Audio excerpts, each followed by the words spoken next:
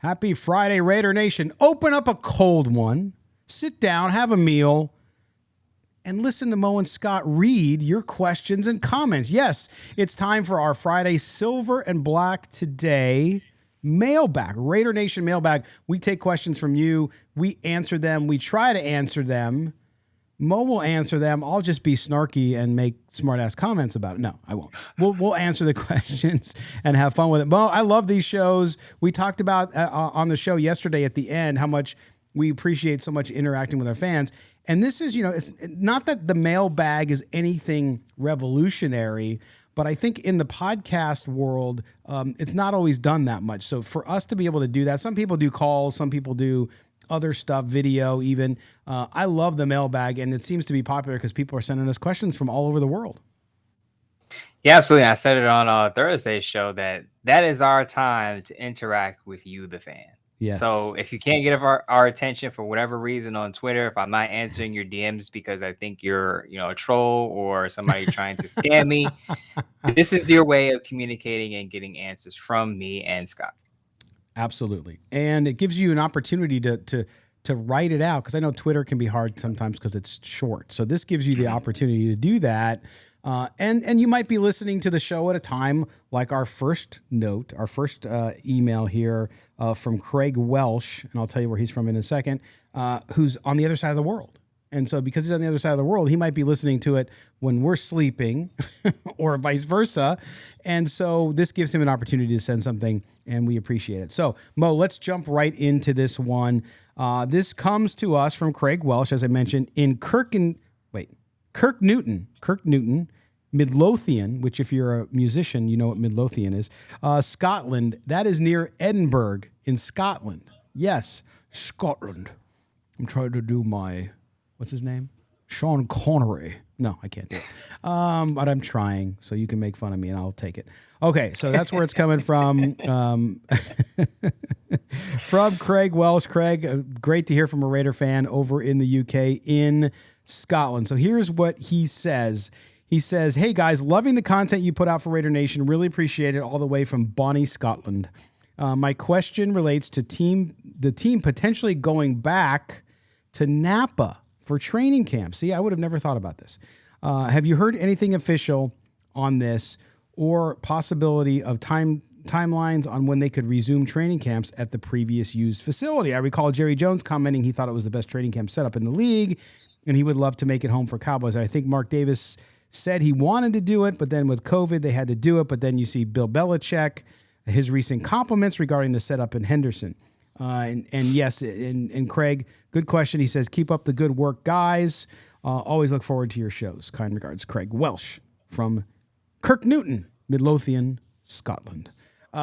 So Craig, I'll jump in on this one first and I'll get your comments, Mo, but it was moved to Henderson because of COVID.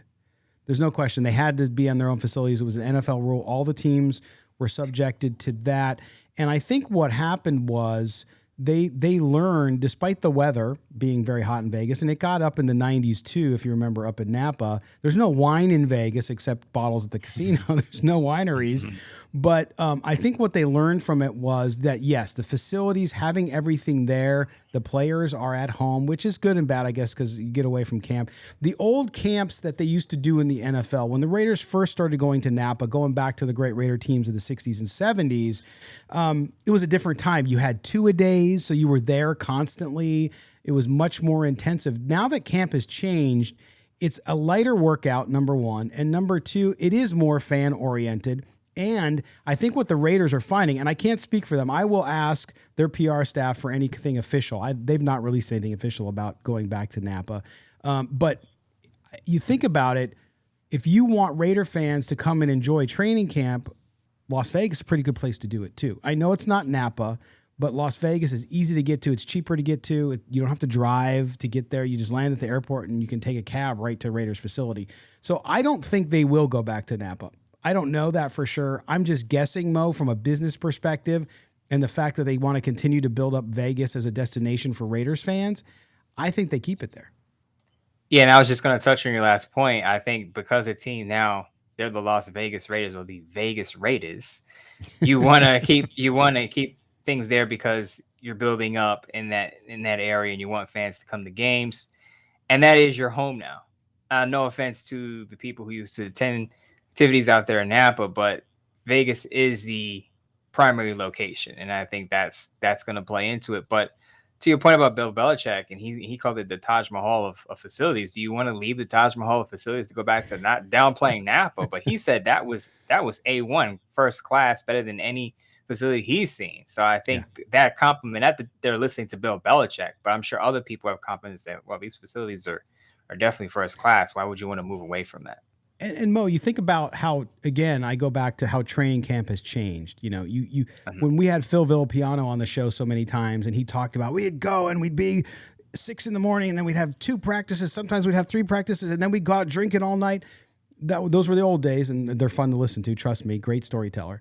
But it's different now. These guys, not only are they focused, and the money involved just makes everything so much more, the gravity of everything so much bigger. The camps are easier. They just are. They're easier because of the collective bargaining agreement, and because of injury, and because of protecting the player safety. They don't do as much. And oh, by the way, they do a lot of nutrition. They do a lot of other workouts, stretching and weights. And that's all right there. They have this, as you mentioned, Mo, they have this beautiful facility, which everybody is praising. So it makes sense to stay there. And even though the Raiders are now rolling in the dough, as we saw from Forbes, the value of the franchise went sky high again. Why spend the money, right? Have your fans come in. This year, they put out the grandstands. They put up tents to shade it for people. I think they will continue to build that into a bigger thing and make it a much more fan-focused and fan-friendly environment moving forward. So we'll see. And that's nothing against Napa. It's one of the most beautiful places on earth. Really is. Mm-hmm. All right. Thank you again, Craig, for your question. We certainly appreciate that one. All right. Now we go out to West Hartford, Connecticut. Not too far from where Mo's at. He's pretty close. We're looking, we're going to hear from John Q. Robinson in West Hartford, Connecticut. John says, hey, if the Raiders win a Super Bowl under this regime, this is an interesting one. Should Raider Nation harbor any resentment that it's McDaniels, with his Patriots pedigree of all people, bringing a championship to Raider Nation? I'll let you start with this one, Mo.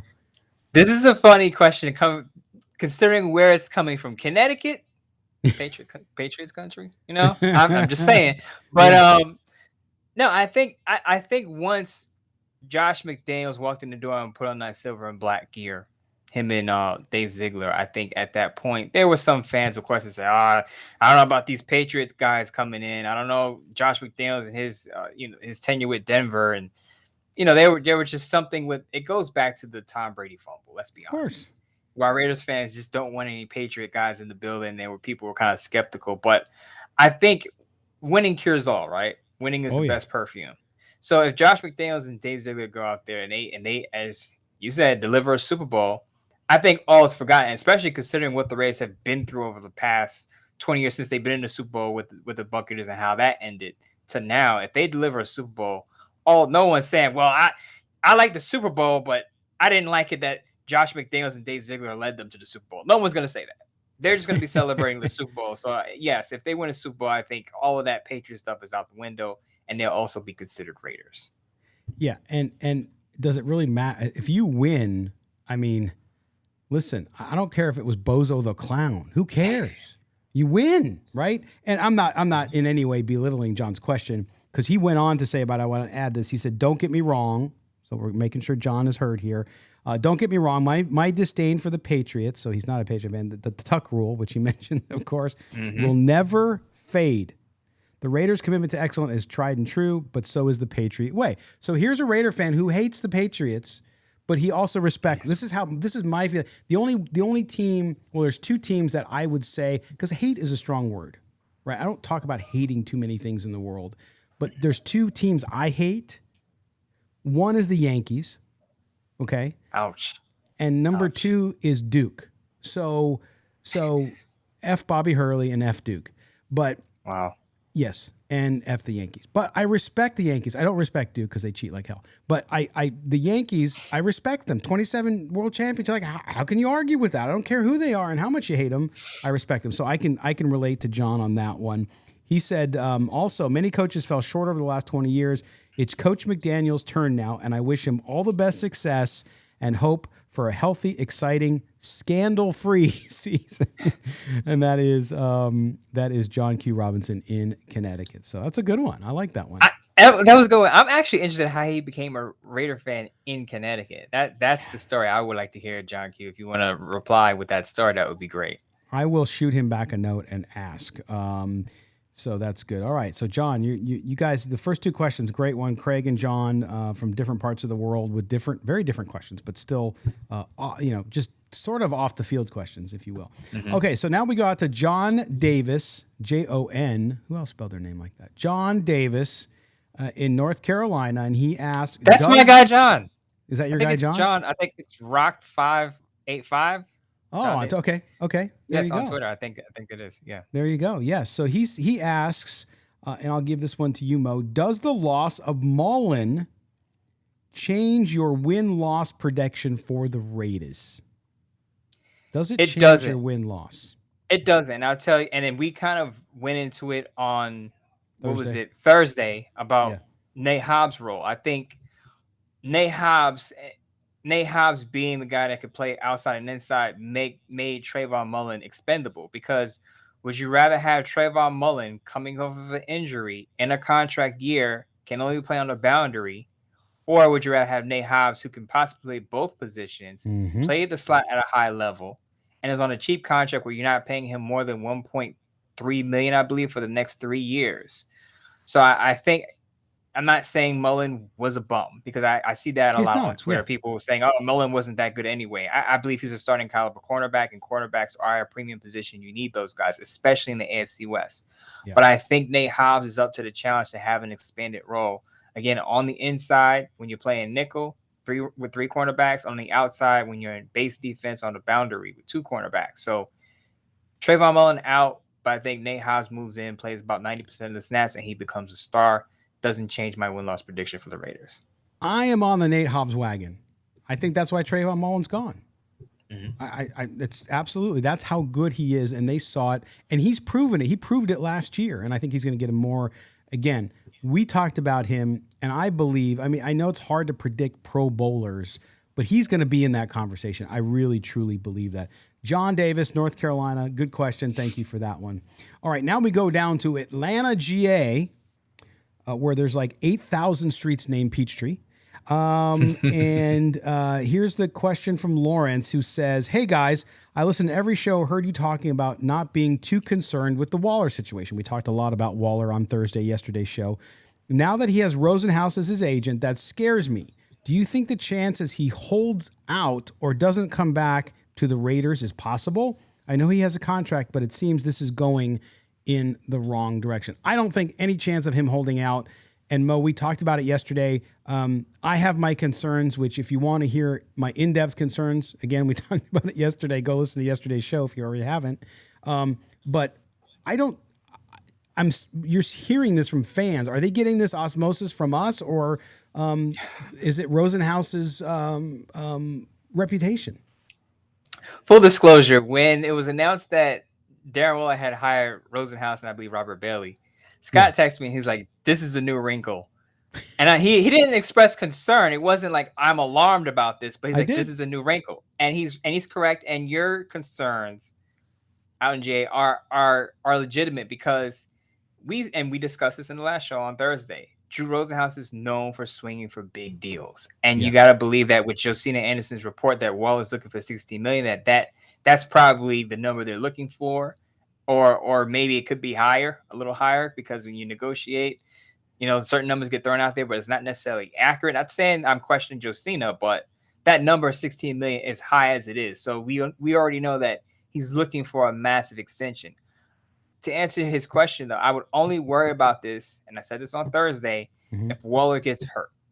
If he goes into the season and he doesn't get a pay raise and he doesn't have any guaranteed money in his contract, he has no reason to push himself 100%, knowing that he's not financially protected and he's 30 years old in his age 30 season. Yeah. So I could see him saying, okay, I'm banged up. I'd rather take a game off here and there. I know Raiders fans don't want to hear this because they want to hear that their players going to go all out every game, whether they're hurt or not. But that's just not the reality when you think about it, because these players want to be financially set. They know their careers could be over like that within a snap. So they want to be financially protected. But what I will say is, before week 1, before the Raiders take a snap against the Chargers, I actually think Darren Waller is going to have a new deal, whether it's an extension or a short-term pay raise for the 2022 season. I think he will have a new deal, so you won't have to worry about him possibly holding out or not playing.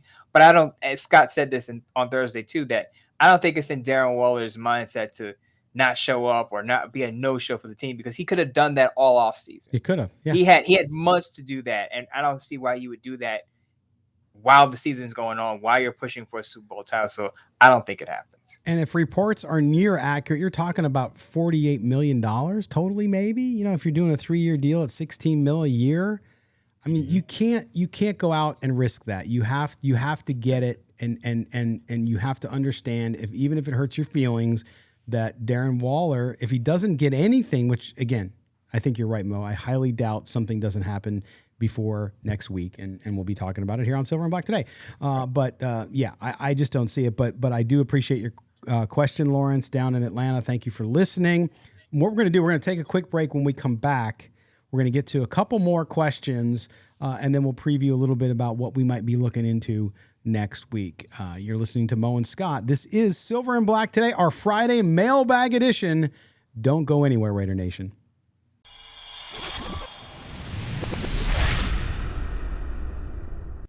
Welcome back. It is Friday. That means Postmaster Mo and Postmaster Scott are dipping deep in the bag. We're pulling out your letters, your comments, your questions, and we're getting to them because we like to mix it up with Raider Nation. Mo, if it was just us talking to each other, that wouldn't be as much fun. It's much better when we get emails from Scotland, from Afghanistan, not Afghanistan. It was, where was it? Kuwait. Thank you. Mm-hmm. We're not in Afghanistan anymore. And all over Canada, Texas, Connecticut, New York, California, Georgia. Las Vegas, Georgia, like everywhere.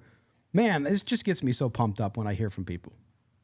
Yeah, me and Scott, we talk to each other every day. So it's good to have other people join the discussion.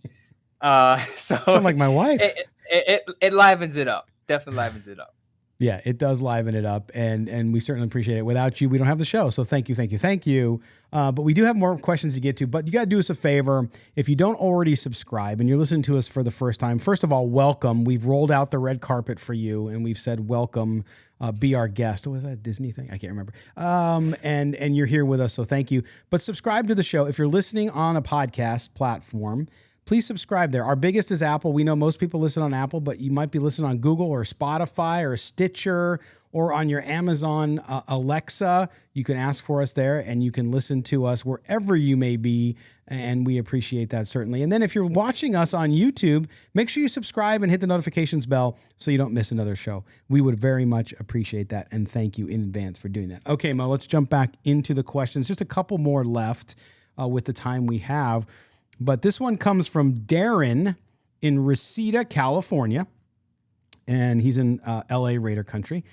He says, hey, Scott and Mo, you guys haven't talked about the Raiders tickets for this year being the most expensive in the NFL again. And I meant to get to this a week or two ago, and we just didn't get to it.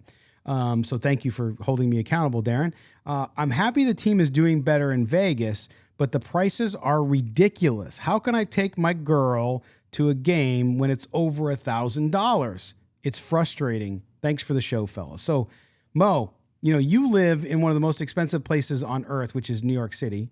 And people get used to kind of the environment you live in. It's not cheap to go to a Knicks game or go to a Giants game. Well, maybe it is now, the Giants and Jets, because I don't know. But you know what I'm saying? It's not cheap to go to a game in a big city. Now, Las Vegas is not as big as New York, but Las Vegas, like New York, is a destination.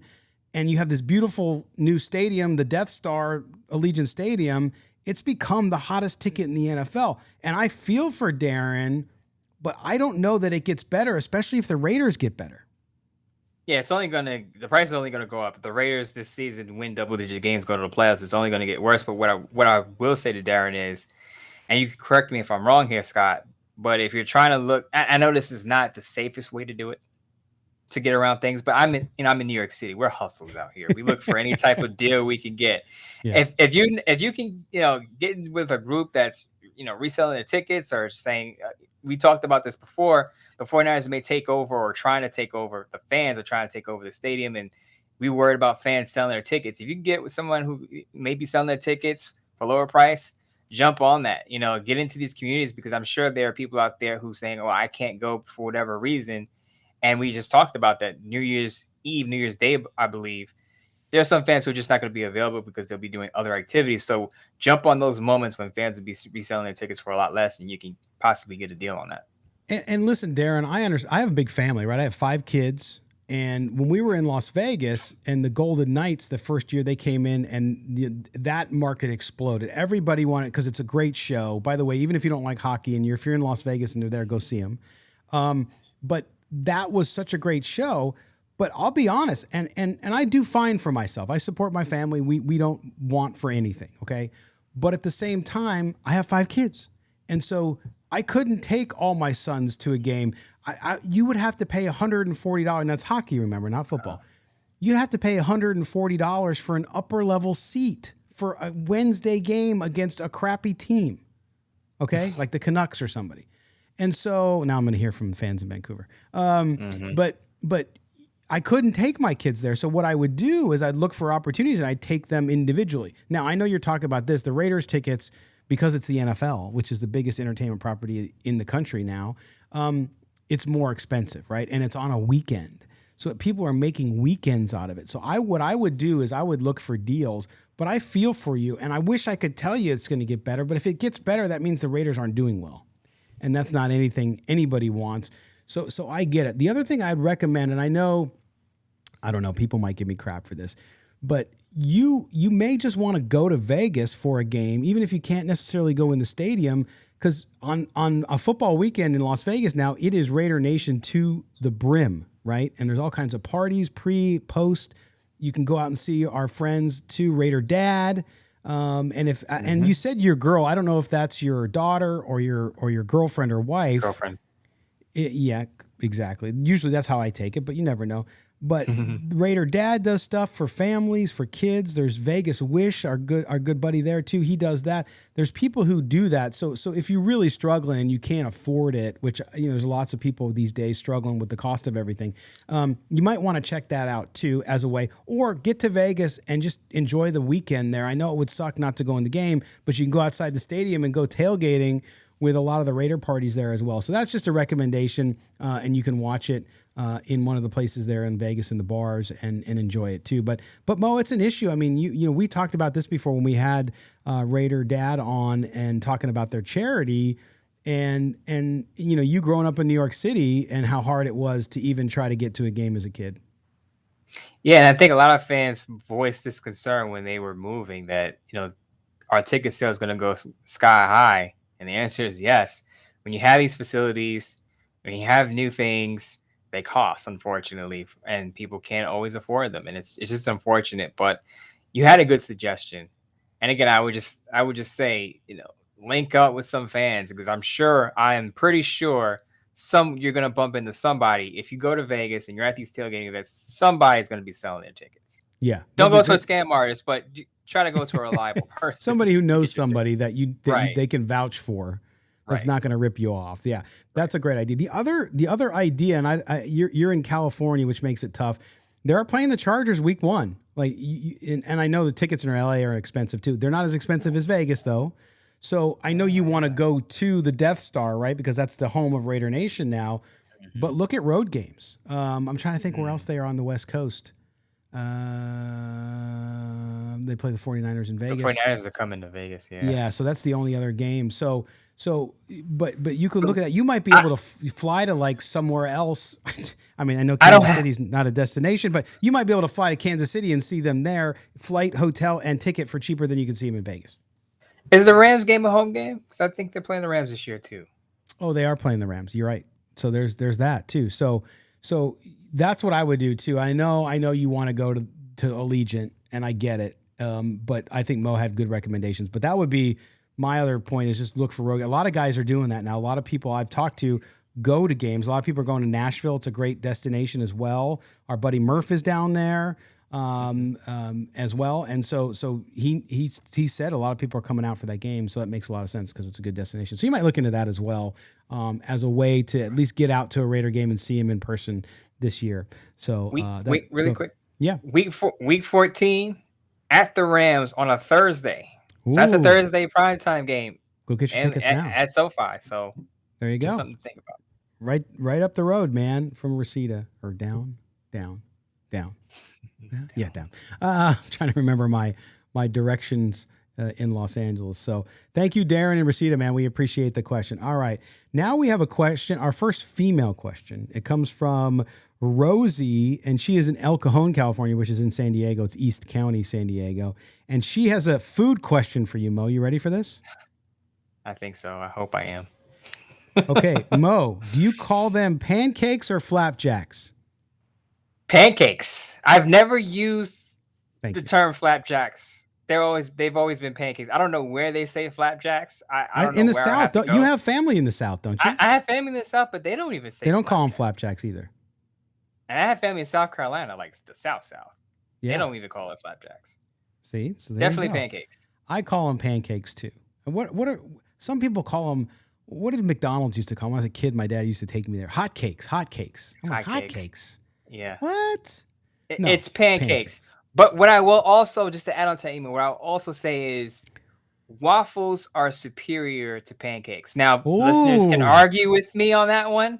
Waffles have always been superior to pancakes. I mean, I've made pancakes from the batter and all that, but I love just popping an Eggo waffle in the toaster and eating it. It's just Eggo, the frozen stuff. Not even. Do you have a waffle iron though? Yeah, but I just when you're in a hurry, you don't have time. Yeah, exactly. Yeah. But I have nothing against pancakes. I call them pancakes, not flapjacks. But I usually defer to waffles. It's funny you mentioned waffles because on Wednesday, I was having a rough day and I scrolled Twitter on my lunch, my like 2.5 minute lunch, and I see a tweet from our buddy Lucille, and Lucille is talking about waffles, and then our good buddy AFL Godfather, NFL Maverick on Twitter, chimes in and says, yes, waffles are great. And then I chimed in because here's the thing, since you like waffles, Mo. But you like chocolate cake, though. Yeah. Was it you that didn't like chocolate? You don't like chocolate ice cream. You could take any kind of cake and you take the cake batter and you put it in your waffle iron. You ready for this? I'm ready. You put it in your waffle iron, just like you're cooking a regular waffle because it's just a batter. It's a little thicker, but that's it. And then when you're done with that, you take that and then you make ice cream sandwiches out of them. Homemade ice cream sandwiches. Okay. I'll take your word for it. Because you're a waffle guy. Don't like your mint chip ice cream bias, but I'll take your word. I would make them with mint chip in the middle, but you can make them with vanilla in the middle. Or you said, what was the ice cream you liked? Coffee ice cream. Coffee, yeah. So you could make chocolate waffles with coffee ice cream. I'm telling you, man. Delicious. That sounds delicious. You take it and you put it in there, and then you just wrap it in like some wax paper, and you stick it in the freezer, and you let it harden up a little bit so it's a little more frozen. Oh, good stuff. So there you go. Rosie just led us down the rabbit hole. Now I got to go try this now. Thanks a lot, Rosie. She led us down the pancake versus flapjack. I don't think I've ever heard anybody call it flapjack. Never. You know what? I haven't heard the term flapjack used since I was in grade school. I really haven't. Thanks, Rosie. But Rosie didn't tell us. Rosie, you got to send us an email. We'll do it on the next show. What do you call them? Like, she didn't tell us what she called them. And do you like pancakes more than waffles? That's the important question. Yes, because then Mo would have no interest in marrying you if you like pancakes. She's probably already married. I mean, I know. I'm just kidding. But, that's the thing. These are the important things we talk about in Raider Nation is pancakes versus waffles, right? I mean, that's what you got to. So bagels or toast. Now you have to ask bagels or toast. Now you're in New York. You got to say bagels, right? Yeah, I prefer bagels. Anyway, I eat both. Just full disclosure, but I prefer bagels because it was like a routine for me to get a bagel before I used to go into work. Back before I was sports writing and yapping on here with Scott, I was working in the library system. I wasn't a librarian, but I was kind of in the back room doing the shipping and delivering. So that's just full disclosure. And I used to walk in with a bagel and a smoothie at all times every morning. There you go. Oh, I thought you were. Did they still have the Dewey Decimal System by then? They do, and that's what they use They still have to it. just keep everything. Yes, they do. Absolutely, we had to know the Dewey Decimal System. That's how we had things in order, and had things set up. So that was a big deal when I was working in the library system. But Poor Dewey just went down the wrong path. He just would have invented the barcode instead. He would. Shout out to New York Public Library and Brooklyn Public Library for giving me my start, because I actually, quick story, and I know I'm going off on a tangent here, but I used to actually write articles during my lunch break while working at the library. Wow. See? So I would listen to press conferences and doing that and break down games and watch games on my hour break, have the column ready, go back to work, come home, and then go back and work on it again. So it just brings back fond memories. But that's good too, because I know a lot of people listen to us who maybe have an interest and would like to do some football type content, or it could be any other content. And I think Mo's touching on something there, which is, when you're starting out, or you might do something else right now and you want to do it. It doesn't necessarily have to be your full-time. Now, Mo's worked his tail off and it's his full-time job. For me, it's not my full-time job. But what I do is I fill other moments when I'm not with my kids and my wife writing. I write football, of course, and I write dad stuff, and I write my own stuff. So find time to do it, because that's how you always get better and you learn, is just doing it, right? And there's lots of folks. That's what I used to do.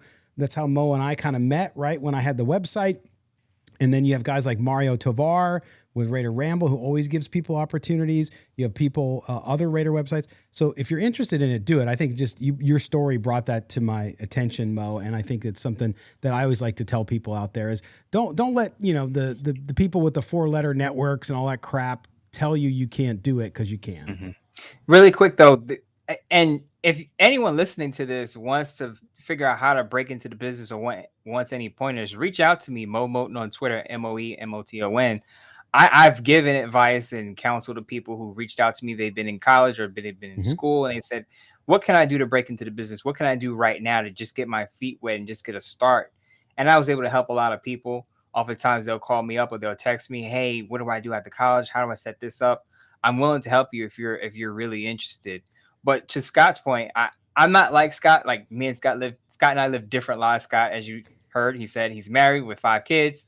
I'm not married, no kids, so I have extra time on my hands, so I can do a lot of this. So part of it is just setting aside the time for it. A lot of leads that have approached me call them Flapjacks, not Pancakes. So I haven't had time for the women, so I choose to be career-driven right now in my life. But Mo, this last email is claiming that she has your child. No, I'm just kidding. She's like, Mo, do you remember? No, just kidding. But no, you're right. At different stages of life, and you're right. And the thing is, though, Mo does help everybody, except when I ask him for help, he doesn't help me. I ask him, Mo, Scott has all the knowledge. Could you copy edit this for me? True story. Honestly, though, True story, though. Uh-huh. So when I had Silver and Black Today, the website, that's how this all started, and Mo was writing for us. I just remember getting most stuff, and I'll leave out who the other writer was, because I'm not into just shaming people. But there was one writer where I would literally have to rewrite everything, the structure, sentence, everything, right? But that was part of the deal, so I did. Most stuff would come in. I literally would go through, try to edit, look. I couldn't find anything. So Mo's copy is so clean. So if you want to learn how to write, not only will Mo help you, but it'll help you do it well. So kudos to you, man. You were awesome to edit, because you didn't have to edit that much. But that took hard work. That wasn't just like you popped out of the womb that way. Yeah, it takes a lot of practice. And I tell college students, read other people, not necessarily me. If you want to read me, great. But read your favorite writers, read other people's work, because it'll help you be able to structure your writing grammatically. And also, as Scott said, I think a lot of people, what they have a problem with is organizing their thoughts. So sometimes you could sit down. Some people have writer's block where they don't know where to start. And some people is like, they know what to say, but they don't know how to structure it. How can I get these paragraphs to flow? And what I will say is, if you're not a natural writer, just jot notes down and have a starting point where you want to start. What is the main idea of what you're writing? And then have an ending point. Where do you want to go from point A to point B to point C? Level it out that way, and you should be able to flow with your writing. It shouldn't be a problem. But again, if you have any questions, do not hesitate to reach out to me. MOEMOTON. I may not reach out right away because I'm probably writing myself, but I will eventually get back to you. There he is, the man of the people, Mr. Maurice Moten. And I'm voting for him for president in 2024.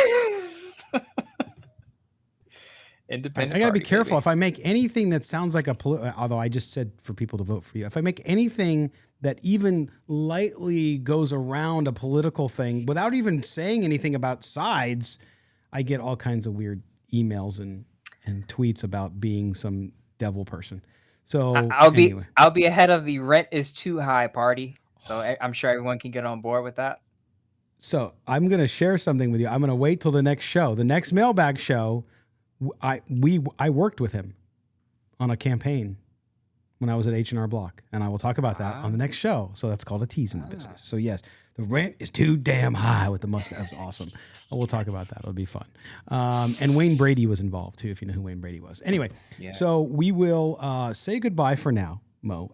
We're going to be back on Tuesday for our regularly scheduled program, which will be Tuesday, Thursday, and Sunday postgame. So we will have a postgame show after a real NFL game next Sunday as the Raiders play the Chargers. So we'll, I'm sure, have something to talk about. Again, Mo and I, we're always like itching to get on. So if something big happens, we will drop another show. But if something doesn't, then we will be back on Tuesday. But you can always read Mo on Bleacher Report, of course, where he is an NFL writer and he covers the entire league. Also on sportsnaut.com, where he talks exclusively about the Raiders. I have a Sportsnaut piece coming out today, actually, too, on my Stock Up, Stock Down. So look for that as well. Follow him, MOEMOTON, and I am at LV Gully, and the show is SNB Today. Mo, have a good long weekend. Please, I know you got a lot of work to do with all these big pieces you're doing, but get some downtime, spend some time with your family. Yeah, but Scott, before we end the show, we got to give out the T-shirt. We got to pick the winner. How could you forget? We got to pick the top question. Geez. All great questions, from the ticket sales to the Flapjacks and Pancakes. But we got to pick one to get the T-shirt. Yes. Now Rosie would have won if she would have said pancake. If she said my choice is pancake, Mo, will you marry me? Then she would have won. But she didn't tell us which one. So okay. So we have, of course, Craig in Scotland. We have John Q. Robinson in Connecticut. We have John Davis in North Carolina. He's a Tar Heel. I'm making that assumption. And Lawrence in Atlanta and Darren in Reseda. Darren was about the ticket prices. If I had tickets, I would just give you tickets, but I don't have any at this point. We had Lawrence was talking about the Rosenhaus Waller. We have John about the Mullen change win-loss. And John Q was about the John Davis. John Q was about the Raiders and would fans accept it if McDaniels won a Super Bowl because he used to be a Patriot. We might disagree here, but I'll go first, and not just because, not because I'm familiar with John, but I really liked his question about does the Trayvon Mullen trade change my win-loss projection for the Raiders? Only because we know cornerback is a premium position in the NFL, and I pointed this out in my response that in the AFC West, Patrick Mahomes, Justin Herbert, Russell Wilson, you better have a good secondary, or at least a decent secondary. And I think that's what Raider fans were worried about when the Raiders surprisingly traded Mullen to the Cardinals. Yeah. But allow me to expand on my thoughts about Nate Hobbs and how his role is probably going to expand. I think it's his time. And I think when we look back at this season, this is the season we're going to look at and say, this is when Nate Hobbs went to another level and became a star player. There you go. So you got to vote for John, and it's hard for me to argue with that. So here's what I'm going to do, and I won't do this every show because it'll be too much. But here's what I'm going to do. John, I'm with you on John. So John, you get a free T-shirt, and I'm going to give Darren a T-shirt because he's upset he can't go to a game. So I'm going to give him a T-shirt. Just say, hey man, hang in there, go to a road game, wear your Silver and Black Today T-shirt. And maybe somebody will give you free tickets. But yeah, I'm gonna send him a T-shirt too. And And his question is also good because he's not the only one. No. I'm on Twitter every day and I hear fans talk about this a lot that, I love my Raiders, but I can't go see them because of the ticket sales. And it's Yeah. just, it's sad because I don't have if I had $1,000,001, I would just give out tickets like you. And I wish I could, but it's just, I think it's rough on fans who've stuck with this team for so long, Yeah. through the bad and the good. And now it looks like they're finally headed in the right direction. And now fans can't go to games and watch them because the ticket sales are too high. Yeah, I do think, though, that even if the Raiders go on the trajectory we think they can, which is up and up and up and compete for a championship, I do think, too, remember, this is only the second season in Las Vegas with fans, right? Because the first, there was no fans. So the demand will tail, just like it has with the Golden Knights. Now, the Golden Knights have faltered and not made the playoffs, but I think you'll see after a couple years, it'll cool down a little bit. You'll see those prices normalize. I'm not saying they're going to be cheap, but I think they'll come down from where they're at. So I think there's some hope there as well. But certainly understand that. My hope is they win a Super Bowl for you, and then that'll help you kind of deal with the pain of not being able to see that game because you can watch them at a Super Bowl and get a ring again, get the fourth one. So that would be nice. All right, Mo, that's going to do it for our Friday. Have a great weekend, my friend. And for everybody else out there, have a great weekend too. Mo, what are you doing? Are you doing barbecue? Are you doing beach? Are you doing anything exciting? Mo on the beach would be pretty fun, but not unfortunately, but I will be working over Labor Day weekend. Got some pieces coming out of Bleacher Report. Season predictions for the year. A lot of Raiders are involved in these awards, so to speak. Not awards, but just predictions of who's going to throw the most touchdowns, who's going to have the most receptions, who's going to have the most this and that. There are some Raiders involved in this. You want to check that out. But other than that, as far as having fun, it's family time. So I'm probably, going to have some burgers, some hot dogs. Yes, I do eat hot dogs, some ribs. And it's going to be a fun time. I would try to have, not a lot, but I'll try to have some fun because got to gear up for the season because we're getting back into work mode. And before you know it, it'll be week 1. The Chargers and Raiders will be kicking off. Yeah, and don't get me wrong. It's a pleasure and a privilege to do this stuff, especially with a partner and being on the Odyssey Network and working with Mo here. But it's a grind because it starts now. It's already started, but it starts now with the heavy duty stuff week to week. And for Mo, it's incredible. For me, it's extra, but it just goes until the Super Bowl's over, and then the draft is like 4.5 weeks later. So it just 6 weeks later. So it just happens that way. But I love it, and we love talking to you guys. So thank you for being with us, and thank you for all the great questions. Just phenomenal once again. So for Mo Moten, I am Scott Branson. Enjoy your Labor Day weekend. Do not drink and drive. Make sure you can find somebody to give you a ride. Call an Uber. Do whatever you got to do. Just do not drink and drive this weekend. Take care of everybody out there. Have fun. Enjoy. And thanks to all of those folks like Mo who will be working over the weekend. We appreciate everything you do for us, and we will raise a toast to you this weekend. For Mo, I'm Scott Branson. This has been Silver and Black Today, an Odyssey original podcast. We will talk to you on Tuesday, Raider Nation. Thanks again.